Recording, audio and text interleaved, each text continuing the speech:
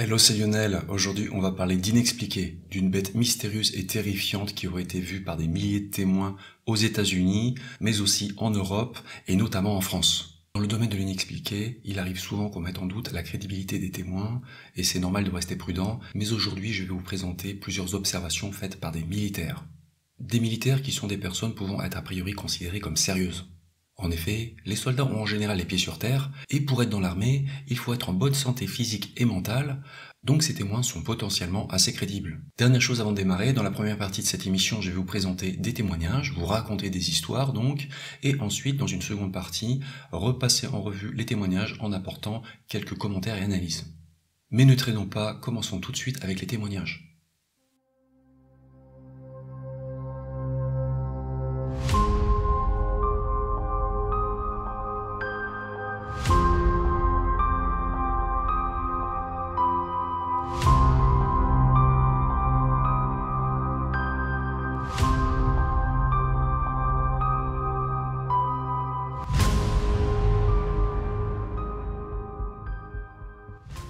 Le premier témoignage a été rapporté par un militaire expérimenté à la retraite surnommé Ken. Son nom a été modifié pour préserver son anonymat. Cette histoire lui serait arrivée en octobre 1993. À l'époque, Ken est à la base aérienne de Whiteman, une base de l'US Air Force dans le Missouri. Appartenant à une unité d'opération spéciale, Ken est un spécialiste de la sécurité. Il a pour mission de tester la sûreté des bases militaires avec les forces de sécurité locales. Le but est d'évaluer leur niveau de compétence et leur donner des conseils pour s'améliorer et mieux protéger les sites militaires. À cette période, la base de Whiteman est en transition. Elle est passée d'une base de missiles à une base de bombardiers B-2, des bombardiers furtifs capables de transporter des armes nucléaires. Autant vous dire que le site est hautement stratégique et a besoin d'être sécurisé. Une nuit de fin octobre 1993, vers 1h30 du matin, Ken et 4 hommes sous sa direction effectuent donc un exercice de sécurité. Ken et son équipe partent à bord d'un Humvee blindé et se rendent près d'une zone boisée, à l'extérieur de la base. Là, ils garent leur véhicule et partent à pied sur le terrain mal éclairé. Il n'y a que quelques lumières de la base proche. Ils vont chercher une position depuis laquelle ils peuvent observer les forces de sécurité qui gardent le site. À cette heure tardive, 1h30 du matin, il fait nuit noire et dès qu'ils sortent de leur Humvee, dès qu'ils partent à pied, Ken se rend tout de suite compte qu'il y a une odeur épouvantable qui flotte dans l'air. Ça pue quoi, et ils se disent que cette odeur vient peut-être d'un élevage de poulets à proximité. En effet, il y a un élevage de poulets non loin de la base de Whiteman, comme vous pouvez le voir sur la carte, et ils pensent que c'est le vent qui amène cette odeur vers eux. Jusqu'ici c'est assez banal, mais la suite l'est beaucoup moins. Par la suite, Ken et ses hommes se cachent à l'orée d'un bois, non loin de la base, de manière à ne pas être vus, et ils scrutent autour, ils observent la base avec des appareils de vision nocturne. Ils sont dans l'obscurité et c'est le silence total. Et là, ils observent les gardes en train de patrouiller. Pour Ken, c'est une mission de routine, ça fait des années qu'il fait ça, mais à un moment donné, il jette un coup d'œil dans les bois autour de lui et il remarque quelque chose de bizarre. Il voit à une certaine distance 2 yeux rouges à environ 2,40 m de hauteur. Au départ, il pense à un hibou ou quelque chose dans un arbre. Ken pousse alors du coup d'un collègue qui est à côté de lui, qui est lui aussi à couvert. Il lui indique de regarder dans la direction où il aurait vu cette chouette. Le collègue observe un petit moment et se tourne ensuite vers Ken, et là il lui fait comprendre qu'il y a quelque chose d'anormal. Ken regarde à nouveau attentivement les yeux rouges qu'il a vus dans la forêt un peu plus loin, et là il se rend compte que ce qu'il a vu n'a rien à voir avec une chouette. En fait, c'est une bête très grande, elle fait environ 2,40 m de haut, avec une tête ressemblant à celle d'un berger allemand. C'est complètement improbable, parce qu'en plus cette chose est très grande et très musclée. Tellement musclé que selon Ken, son corps ressemble à celui d'Arnold Schwarzenegger à l'époque où il faisait de l'haltérophilie. Ken ne parvient pas à distinguer la couleur de cette bestiole, parce qu'avec la vision nocturne, tout est en vert. En tout cas, le militaire voit que la créature se tient bien debout sur ses pattes arrière qui ressemblent à celles d'un chien. La chose n'a pas vraiment des mains humaines, mais elle a comme des sortes de doigts quand même, et ça lui fait penser à des pattes de raton laveur. En tout cas, on dirait bien qu'elle serait capable de saisir des choses avec ses mains. Ken n'en revient pas. Ça fait 15 ans qu'il est dans l'armée, qu'il va sur le terrain, il n'a jamais vu ça. Le pire, c'est qu'en observant attentivement la tête de la créature, Ken se rend compte qu'elle est en train de lui fixer. Elle regarde droit vers lui. Alors que Ken et ses hommes sont cachés, ils sont à couvert, ils sont camouflés. Mais la bête les a repérés. Et selon Ken, elle a un regard particulier. Elle n'a pas le regard d'un simple animal. C'est comme si cette bête lui sondait l'âme, selon ses propres mots, pour vous dire à quel point le regard de cette bête est perçant. Et Ken, tout militaire qu'il est, il prend peur. Et il donne immédiatement l'ordre de partir. Donc tout le monde repart à pied et retourne en vitesse au Humvee blindé. Ils partent à bord du véhicule et contrairement à la procédure, n'utilisent pas la radio. Car normalement, quand ils circulent dans cette zone, ils doivent s'identifier auprès des forces de sécurité. Mais là, la priorité de Ken est de se mettre à l'abri, lui et ses hommes. Et ils vont se réfugier dans un petit bunker sur le terrain militaire, un bunker qui sert en cas d'incendie. Un endroit protégé par une grosse épaisseur de béton. Et une fois à l'abri à l'intérieur du bunker, Ken et ses hommes discutent et ils sont vraiment secoués par ce qu'ils ont vu. Et ça n'est pas fini. L'un d'entre eux va leur dire qu'il aurait repéré 2 autres bêtes en train de s'approcher derrière eux. C'est un peu comme si le premier était en train de faire une diversion en se montrant et que les 2 autres voulaient les attaquer par surprise. Donc en apprenant ça après coup, Ken se dit qu'il a fait le bon choix. Il a bien fait de donner l'ordre de se replier. Et lui et son équipe vont passer le reste de la nuit à l'intérieur du bunker. Et quand le jour revient le lendemain, ils sont convoqués par leur hiérarchie et ils vont recevoir un savon, comme on dit. Ils se font réprimander parce qu'ils ont arrêté l'exercice de manière prématurée et ils n'ont pas répondu aux appels radio. Heureusement, Ken et ses hommes vont bien s'en sortir, ils vont avancer une excuse bidon, ils vont dire que ça faisait partie de l'exercice, ils voulaient voir comment les forces locales de sécurité réagiraient si un véhicule inconnu circulait sans répondre à la radio. Mais en ce qui concerne leur observation, Ken se sent mal. Et il n'est pas le seul à avoir vu cette chose qui, selon ses propres termes, ressemblait à un loup-garou ou à quelque chose de ce style. Ses collègues l'ont vu aussi, mais l'un d'entre eux, essayant certainement de rationaliser les choses, va se dire que c'était certainement une décoration d'Halloween qui flottait dans le vent. Parce qu'on était à l'époque d'Halloween. Cependant, pour Ken, qui a vraiment bien observé cette créature, ça n'était pas une décoration, c'était bien réel. Et un autre collègue à lui a bien vu 2 autres choses approcher d'eux, pas derrière, donc c'était mobile. Et Ken a été tellement marqué par cette rencontre qu'il a souffert ensuite de PTSD, c'est-à-dire de stress post-traumatique. Des souvenirs de cette nuit-là lui sont revenus ensuite en flashback. Et pendant 1 an, il n'a plus voulu aller dans les bois. Et il est parti plusieurs fois en mission au Moyen-Orient parce qu'il se disait qu'il y aurait moins de forêts là-bas et qu'il risquait moins de revoir l'une de ces choses. Et ce n'est que bien plus tard, des années plus tard, en faisant des recherches sur internet, qu'il a découvert que d'autres personnes avaient vu des créatures un peu similaires aux États-Unis, mais aussi dans le reste du monde. Une bête mystérieuse et terrifiante surnommée le Dogman. Ils n'avaient jamais entendu parler du Dogman jusque-là. D'après Ken, il est possible que les bêtes qu'ils ont vues provenaient de Knob-Noster State Park, le parc d'état de Knob-Noster, qui est voisin de la base aérienne de Whiteman. Et il est possible que ces créatures aient été attirées par l'élevage de poulets proches. En tout cas, Ken est persuadé qu'ils vivent dans le secteur. Désormais, quand Ken va en forêt, il emporte toujours avec lui une arme de gros calibre et il est attentif au son. Il se méfie beaucoup des zones de silence total dans les bois car c'était le cas avant qu'ils ne fassent leur observation. Et ce silence ne va pas surprendre ceux d'entre vous qui connaissent déjà le sujet du Dogman, tout comme l'information suivante. Le parc d'état de Knob-Noster, qui veut dire nos collines, a été peuplé autrefois par les Native Americans, les Indiens d'Amérique. Et selon une légende amérindienne, les 2 collines de la région ont été érigées en monument aux guerriers tués sur place. Suite à son observation, Ken s'est posé beaucoup de questions. Il s'est demandé s'il n'aurait pas eu des hallucinations, si ses yeux ne lui auraient pas joué des tours à cause de la privation de sommeil, par exemple. Mais il est convaincu que non, parce qu'il n'avait jamais eu de telles hallucinations avant, ça n'est arrivé qu'une seule fois, et ils sont plusieurs à avoir vu ces choses. Des compagnons d'armes ont également observé ces créatures. Et pour Ken, tout ça est vraiment arrivé, même s'il n'a pas pu en parler pendant des années.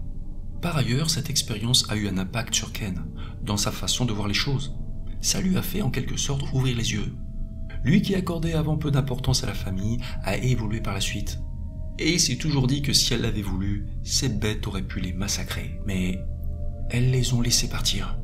Et vers la fin de son interview, Ken a eu cette phrase assez profonde. « Si le Dogman est réel, quoi d'autre est réel ?»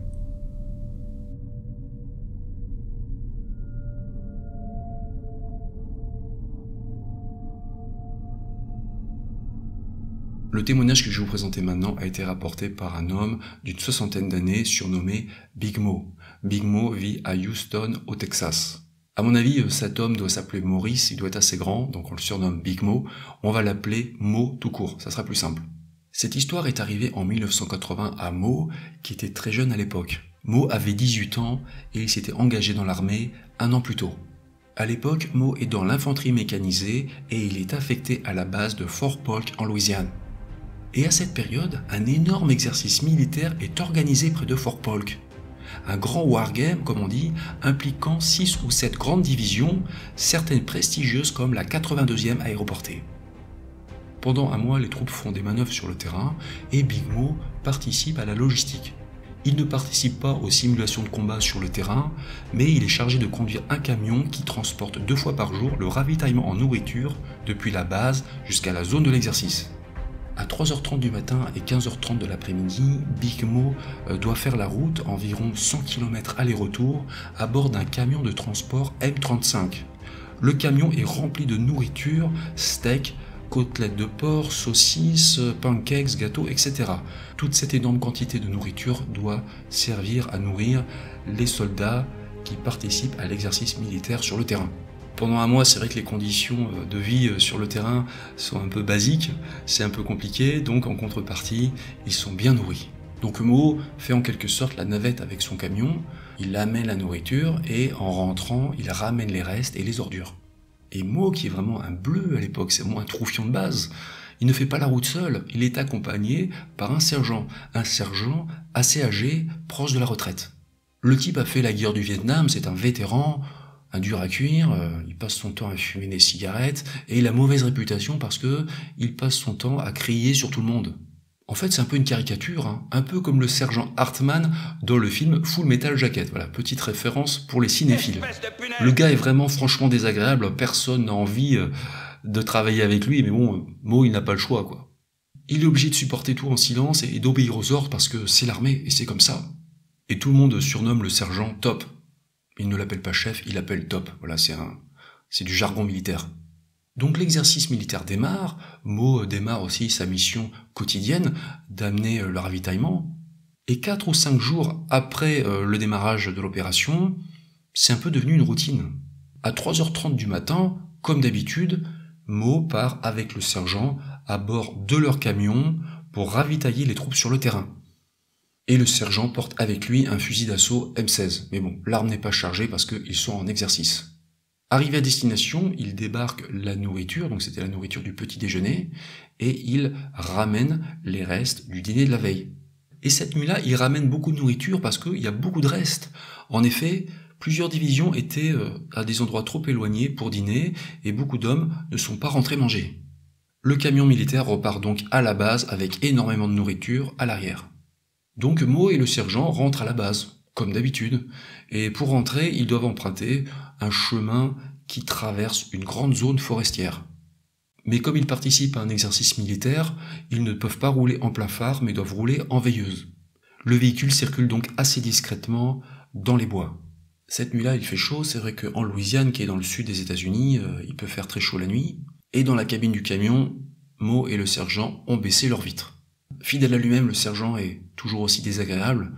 Mo circule assez lentement, ils doivent rouler à environ 30 km/h, mais à un moment donné, il accélère un peu et tout de suite le sergent lui dit « Moins vite, bon sang !» Donc le camion roule tout seul dans la forêt parce que il n'y a pas d'autres véhicules, ils ne roulent pas en convoi, ils sont absolument seuls. Il roule et tout à coup, le sergent dit « Arrête-toi là, j'ai un truc à faire !» Donc Mo obéit et il s'arrête sur le bas-côté de la route en laissant le moteur tourner. Le sergent descend avec son M16 en bandoulière et Mo le voit s'éloigner vers l'arrière parce que le sergent a envie d'assouvir un besoin naturel. Il va vers l'arrière du camion et pendant qu'il urine, il en profite pour fumer une cigarette parce que c'est un gars qui fume cigarette sur cigarette. Donc Mo dans le camion entend le sergent se soulager et comme d'habitude il parle tout seul parce que c'est un sergent voilà, qui est assez âgé, c'est un gars qui est un vétéran et par moments il marmonne tout seul, enfin il radote quoi. Donc Mo reste au volant du camion, il n'a pas trop le choix, il attend. Mais par la porte restée ouverte, côté passager, Mo voit la forêt qui est plongée dans le noir, et à un moment il voit quelque chose. Il voit que ça bouge, assez loin mais quand même, il y a quelque chose. Et il entend aussi des bruits bizarres. Et ces bruits lui font penser à des bruits de frein à air. C'est à peu près les sons qu'il aurait entendus. Enfin, du moins, c'est les sons qu'il a imités lors de son interview. Mo entend ces bruits et il se demande ce que c'est. Pendant ce temps-là, le sergent est toujours à l'arrière, toujours en train de se soulager. Mo ne sait pas s'il a entendu, donc il se penche un peu hors de la cabine, il dit « Top, vous avez entendu ça ?» Mais le sergent ne lui répond pas, il est toujours occupé. Mo l'entend parler tout seul, enfin bref, il est peut-être un peu dur d'oreille aussi. Il lui répond pas, quoi. Donc Mo continue d'observer les bois. C'est plongé dans le noir, mais il voit que ça bouge. Il voit que ça bouge, et là il y a un truc qui l'inquiète encore plus, c'est que il a l'impression que quelque chose s'approche. Et quelque chose d'assez gros, quoi. Qui bouscule un peu la végétation sur son passage. Et là Mo se dit, c'est pas possible, c'est un taureau. De plus en plus inquiet, il s'adresse à nouveau au sergent, qui a toujours pas terminé. Top, vous avez entendu? Mais le sergent ne réagit toujours pas. Mo, il essaie de se servir de sa lampe torche pour essayer d'éclairer ce qui arrive, mais bon, sa lampe torche, c'est une lampe assez basique et ça n'éclaire qu'à quelques mètres. Il est incapable de voir ce qui s'approche. En tout cas, ça s'approche de plus en plus. Donc Mo vraiment commence à être de plus en plus nerveux, et à ce moment-là, le sergent revient, ça y est, il a enfin terminé. Et Mo lui explique qu'il y a quelque chose qui est en train d'approcher, quoi. Et le sergent, comme d'habitude, il s'énerve. Quoi, qu'est-ce que tu racontes comme encore? Allez, démarre! Et avant de remonter dans le camion, le sergent, qui vient de finir sa cigarette, en fait, il jette son mégot, il le catapulte comme ça avec le doigt. Et Mo explique que le mégot, en partant à plusieurs mètres comme ça, il fait une traînée d'étincelles. Ça éclaire un peu, et tout à coup il entend crier « Démarre! Mo obéit, il écrase l'accélérateur et donc le camion démarre. Mais bon, c'est un gros camion, il est assez chargé et il part en première, quoi, donc il part assez lentement quand même. Et Mo voit le sergent courir à côté de la porte, et Mo le voit grimper sur la marche tant bien que mal, mais apparemment il est en difficulté. Il continue de crier « Go, accélère !» Il l'aide parce que le sergent a vraiment l'air pas bien, quoi. Mo ne sait pas vraiment ce que le sergent a vu, mais il a vu quelque chose qui l'a terrifié. Il est en train de conduire, il est obligé de se concentrer sur la route. Mais Mo, il a quand même une vision d'horreur parce qu'à un moment donné, il voit ce qui ressemble à une grosse main poilue se poser, s'agripper, parce que la portière côté passager n'est toujours pas fermée. Comme si quelque chose voulait rentrer dans la cabine du camion.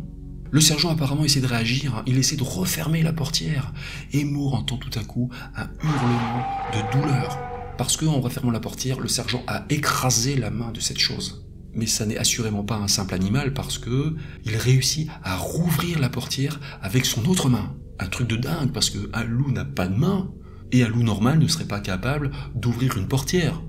Un singe à la rigueur oui, mais un loup non. À ce stade, Mo n'a pas très bien vu cette chose, mais il va la voir quelques instants plus tard. Il va la voir par la fenêtre parce que la vitre côté passager est toujours ouverte, et là, il va voir apparaître une énorme tête de loup, tellement grosse qu'elle remplit tout le cadre de la fenêtre du camion. Et la bestiole est très agressive, elle a des dents d'au moins 8 cm de long et elle claque la mâchoire. Et elle fait un bruit énorme entre l'aboiement et le hurlement.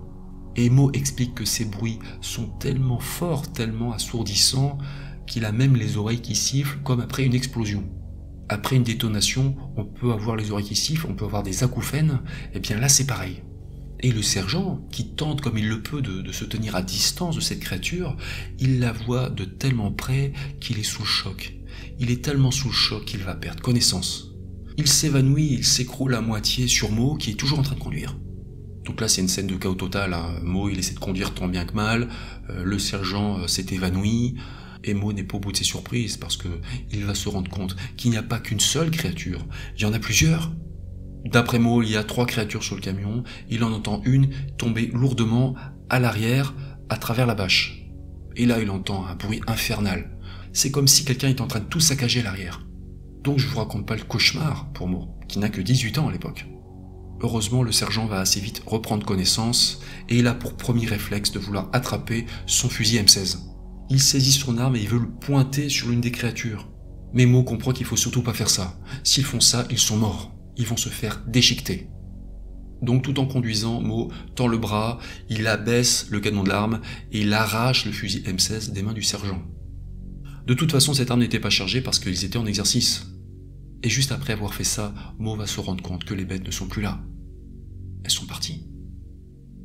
Donc là, Mo et le sergent continuent leur route, continuent de revenir vers la base. Et comme Mo, le sergent est encore choqué, quoi. Il est sous choc de ce qui s'est passé. Et le sergent a tellement eu peur qu'il s'est même fait dessus. Il s'est fait popo dessus.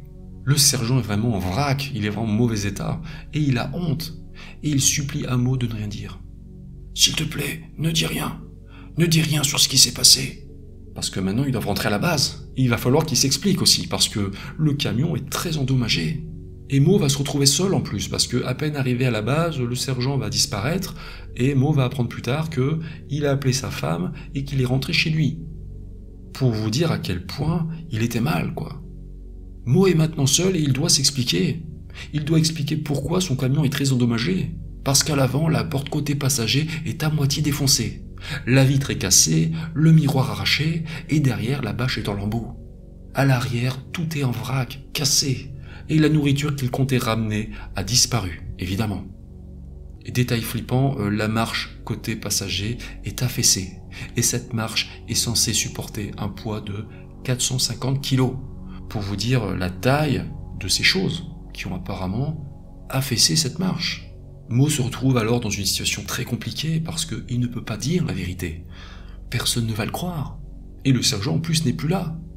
Il n'est plus là pour confirmer ses dires. Mo, qui n'a que 18 ans, est un bleu. Et il est tout seul pour donner des explications à sa hiérarchie. Donc pour s'expliquer, il va juste dire qu'ils ont été attaqués par des gros loups sur la route. Et bien sûr, on va pas le croire. On va se moquer de lui. Ses supérieurs pensent qu'il raconte n'importe quoi pour couvrir le fait que c'est lui qui a bousillé le camion en percutant des arbres. Heureusement pour lui, Mo ne va pas être trop lourdement sanctionné, et environ un mois plus tard, il va revoir le sergent, qui a dû faire entre-temps un travail psychiatrique, parce qu'il a été traumatisé par leur expérience. Et le sergent va venir revoir Mo et il va s'excuser. L'homme qui était auparavant vraiment méchant, antipathique, s'est visiblement adouci depuis son expérience, et il va présenter ses excuses au jeune homme. Par la suite, Mo va devoir vivre avec ce souvenir extrêmement perturbant. Il ne va pouvoir en parler à personne et par moments, il va connaître des passages très difficiles. Il va connaître des problèmes d'alcoolisme. Il va tout de même connaître une belle vie professionnelle, fonder une famille, mais il n'oubliera jamais cette nuit d'horreur en Louisiane. Et ce n'est que 40 ans plus tard, en 2022, que Mo va entendre parler du Dogman. C'est un copain à lui nommé Kenny, avec qui il joue au golf, qui va lui parler du sujet, qui va lui dire qu'il y a des vidéos sur internet qui parlent du Dogman. Mo va donc regarder des vidéos, il va écouter des témoignages, et il va réaliser que c'est exactement ça qu'il a vu. Voilà pour le témoignage de Big Mo, mais avant de continuer, je fais une petite pause pour vous dire que si vous aimez cette vidéo, si vous aimez ces histoires un peu effrayantes, je vous remercie de mettre un petit pouce en l'air, et aussi pour plus de contenu, pour plus d'histoires touchant à l'inexpliqué, pensez à vous abonner à la chaîne en activant la cloche afin de ne louper aucune vidéo. Merci. Le témoignage suivant provient du livre I Know What I Saw de Linda Godfrey. Il a été rapporté par un officier britannique nommé Ian Robertson Molden. Cet homme est toujours vivant, j'ai fait quelques recherches en ligne et il a bien été dans l'armée entre 1969 et 1982. En 1971, Ian vient de terminer l'université militaire. Il a le grade de sous-lieutenant dans la police militaire royale, plus particulièrement dans la Special Investigation Branch, ou direction des enquêtes spéciales. Et dans le cadre de ses fonctions, Ian est affecté dans un régiment à Bad Fallingbostel, une petite ville dans le nord-ouest de l'Allemagne. C'est en Basse-Saxe entre Hambourg et Brême. Vous êtes au courant, je pense, que l'Allemagne a perdu la Seconde Guerre mondiale et que par la suite, il y a eu des bases militaires alliées en Allemagne, notamment des bases britanniques. Voilà pourquoi Ian a été affecté en Allemagne. Donc Ian arrive à la base britannique de Bad Fallingbostel et au cours de sa première semaine, il doit notamment rendre visite à un soldat qui est dans le centre d'accueil médical de son régiment. Mais la zone militaire est grande et le centre médical est situé à environ 500 mètres de son unité. Donc Ian va voir le soldat hospitalisé, mais le rendez-vous dure plus longtemps que prévu. Et quand il repart, la nuit est tombée. Yann repart donc à pied sur le chemin et il se retrouve assez vite seul parce que, en fait, l'essentiel de sa division est parti en exercice. Il y a peu de monde sur la base. Donc Yann marche sur le même chemin boisé emprunté à l'aller et à un moment donné, il s'approche de la fameuse zone boisée.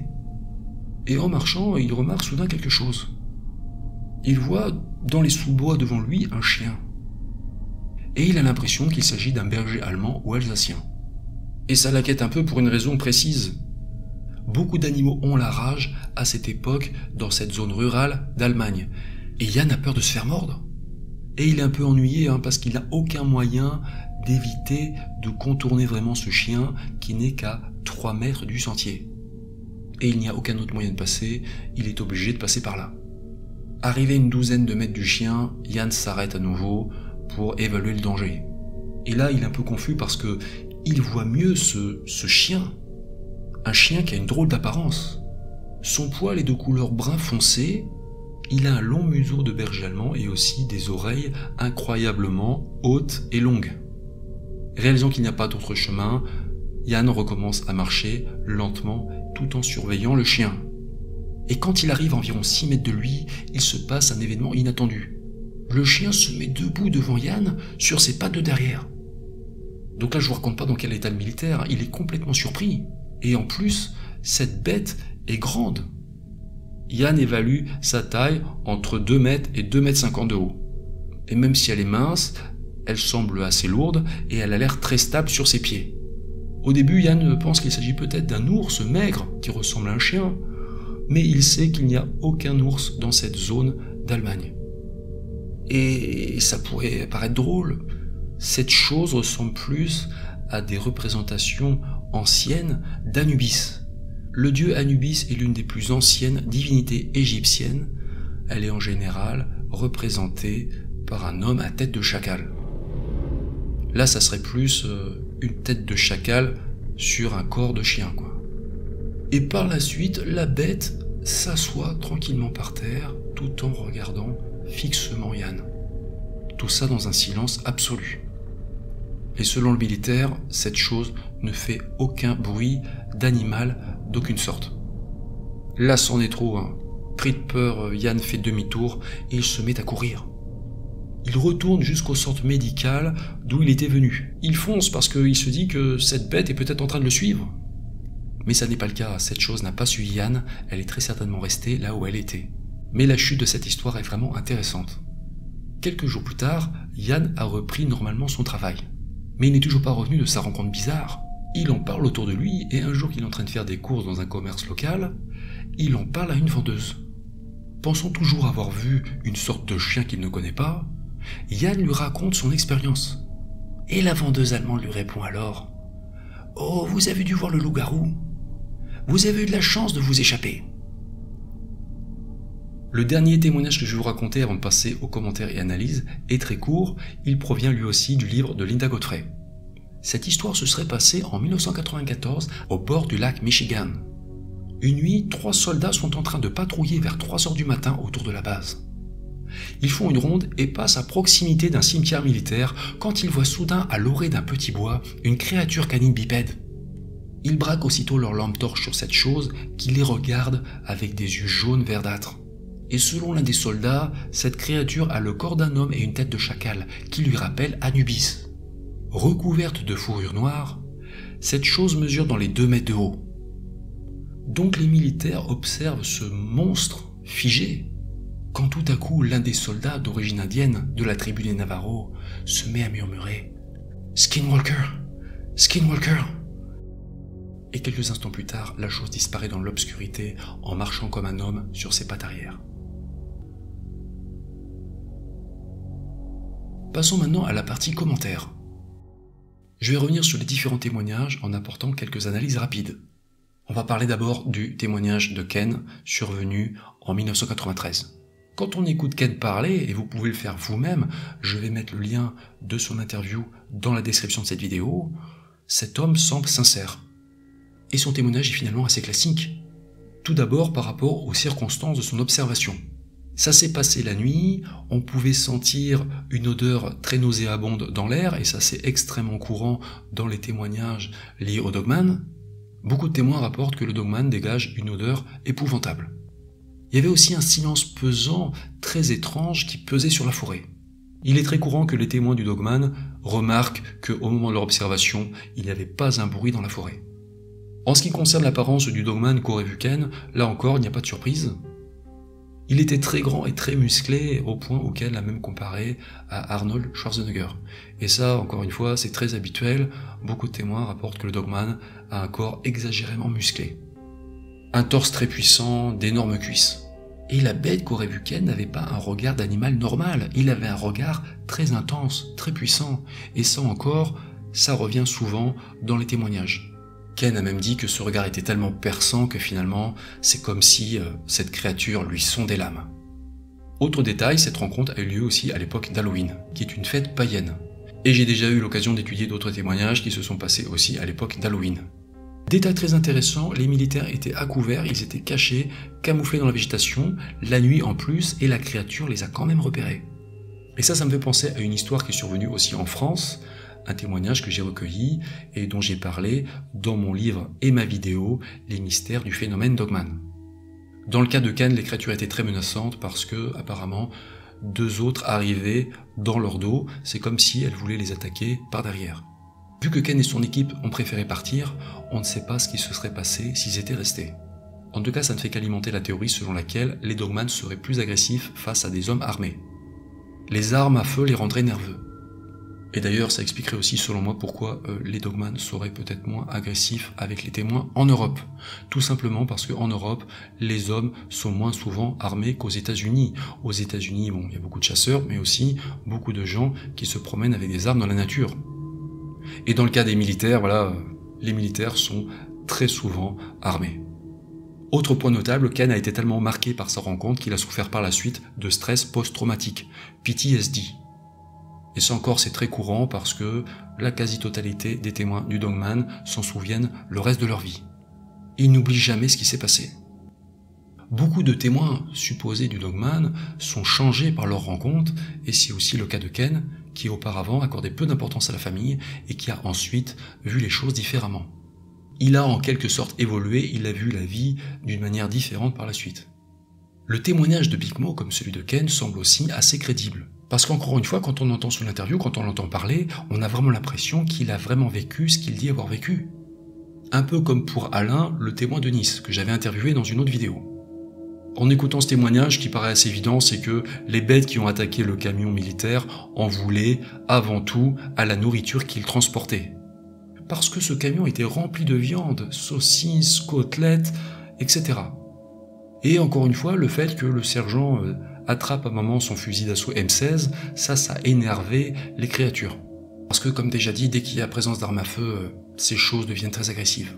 Et comme la majorité des témoins, Big Mo a été traumatisé par l'expérience, mais il n'a pas pu en parler pendant des années, parce qu'il avait peur qu'on le prenne pour un dingue. En ce qui concerne le témoignage de Yann en 1971, je vais commencer par dire qu'il nous indique déjà 2 choses. Déjà que le phénomène du dogman est un phénomène mondial.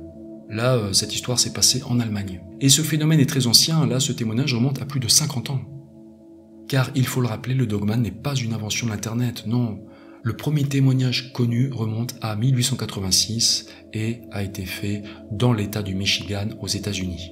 Ce témoignage de 1971 paraît assez crédible parce que le témoin, Ian Robertson Molden, a donné sa véritable identité et il a bien été dans l'armée comme j'ai pu le vérifier moi-même. Le témoignage de Ian est un classique, un homme qui se promène dans la nature, qui tombe sur un chien, du moins ce qui lui paraît être un chien, qui tout à coup se dresse sur ses pattes de derrière. Une créature qui regarde alors le témoin d'une façon étrange, qui ne le regarde pas comme le ferait un simple animal. Pour décrire la créature qu'il a vue, Yann a fait référence à Anubis, la divinité égyptienne, et ça revient assez souvent dans les témoignages. Par ailleurs, notons que cette zone militaire dans la région de Bad Fallingbostel est tout près de dolmens nommés Siebensteinhäuser, ce qui signifie 7 maisons de pierre. Et selon les archéologues, ces structures servaient probablement de champs funéraires. Or, il est connu que les dogmans sont souvent aperçus près de sites funéraires et de cimetières. Pour terminer, le loup-garou est très fréquent dans le folklore allemand. On croyait fort au loup-garou autrefois dans les campagnes allemandes comme dans les campagnes françaises. Et le loup-garou est encore présent aujourd'hui dans l'inconscient collectif outre-Rhin. J'ai beaucoup parlé de l'importance, selon moi, de l'inconscient collectif dans mon livre et ma vidéo « Les mystères du phénomène Dogman », donc je vous invite à regarder cette vidéo après celle-ci. Concernant le témoignage de 1994, signalons que les dogmans sont souvent vus à proximité de cimetières. Et dans cet exemple, il y avait un cimetière militaire à proximité du lieu de l'observation. Le nom Skinwalker a été prononcé par l'un des soldats témoins, qui était d'origine amérindienne. On ignore si les Skinwalkers sont plus qu'une simple légende, mais certains pensent que les dogmans pourraient être en réalité des Skinwalkers. À titre de rappel, dans le folklore des Indiens Navajo, un Skinwalker est un sorcier maléfique qui pratiquerait la magie noire et aurait notamment la capacité de se transformer en animal, qu'il s'agisse d'un ours, d'un coyote ou d'un loup par exemple. On aurait affaire à un changeur de forme, à un vrai loup-garou pour le coup. En tout cas, c'est l'opinion des Native Americans, c'est-à-dire les Indiens d'Amérique. Pour terminer, je voudrais parler et rendre hommage à Linda Godfrey. J'ai déjà eu l'occasion de parler de Linda Godfrey dans d'autres vidéos, mais je tiens vraiment à reparler d'elle aujourd'hui. À la base, Linda était journaliste pour une petite ville du Wisconsin et c'est elle qui a couvert l'affaire de Bray Road, dont j'ai beaucoup parlé sur ma chaîne. Par la suite, Linda est devenue une cryptozoologue de renommée mondiale. Elle a écrit plus de 20 livres et est passée dans de nombreuses émissions de télé et de radio aux États-Unis. C'est grâce à Linda si je me suis intéressé la première fois au Dogman, parce que c'était une personne à la fois ouverte d'esprit et sérieuse. C'est pas du tout une personne perchée. Quand j'ai voulu faire ma première vidéo sur le sujet du Dogman sur Nura TV en 2017, j'ai contacté Linda. On a échangé à l'époque et c'était vraiment une personne d'une très grande gentillesse. Et lorsque j'ai voulu écrire mon livre sur le Dogman, des années plus tard, donc l'an dernier, en 2022, j'ai recontacté Linda pour lui demander si elle accepterait d'écrire la préface de mon livre. Je ne fais jamais de préface dans mes bouquins normalement, mais bon là je m'étais dit pour le coup ça serait vraiment génial si Linda pouvait m'écrire ma préface, parce que Linda c'est la spécialiste mondiale du sujet. Donc j'ai demandé à Linda et elle était d'accord, elle m'avait donné son accord, donc j'étais vraiment très heureux. Quand le manuscrit de mon livre a été prêt, des mois plus tard, j'ai recontacté Linda, et là, c'est son mari qui m'a répondu. J'ai été étonné que ce soit lui, mais j'ai vite compris, parce qu'en fait, il m'a annoncé que Linda était malade. Qu'elle était malade et qu'elle n'était plus en état d'écrire ma préface. Donc je lui ai dit, écoutez, je comprends tout à fait, vraiment, je lui souhaite bon rétablissement, et quelques mois plus tard, j'ai appris que Linda était décédée. Linda nous a quittés malheureusement le 27 novembre 2022 à l'âge de 71 ans. Donc je tenais vraiment à lui rendre un petit hommage à travers cette vidéo. C'est vraiment triste d'avoir perdu une personne aussi gentille et aussi sérieuse dans son travail. C'était vraiment quelqu'un de très carré dans son travail, c'était quelqu'un qui était très respecté, vraiment respecté dans les milieux de l'inexpliqué aux États-Unis. Elle était passée dans de nombreuses émissions télé, dans des podcasts, à la radio. Donc de mon point de vue, c'est vraiment une grande perte, et encore une fois, c'était une personne adorable. Donc c'est très triste, quoi. Et donc grosse pensée aux proches de Linda, à sa famille, je pense notamment à son mari, et aussi à Linda, évidemment. Grosse pensée à toi, Linda, repose en paix là où tu es, et je ne t'ai pas oublié, comme d'autres personnes, et ton travail a vraiment été remarquable. C'est vrai qu'elle a écrit 20 bouquins et son travail restera et inspirera aussi, j'espère, dans le bon sens du terme, d'autres personnes, d'autres chercheurs dans le domaine de l'inexpliqué. C'est là-dessus que je finis cette vidéo. Voilà, c'est fini pour aujourd'hui. Si vous avez aimé cette vidéo, merci de mettre un petit pouce en l'air qui fait plaisir. Et si vous voulez d'autres histoires inexpliquées, bon, je parle beaucoup de disparitions mystérieuses sur ma chaîne, mais pas que, je parle avant tout de mystères.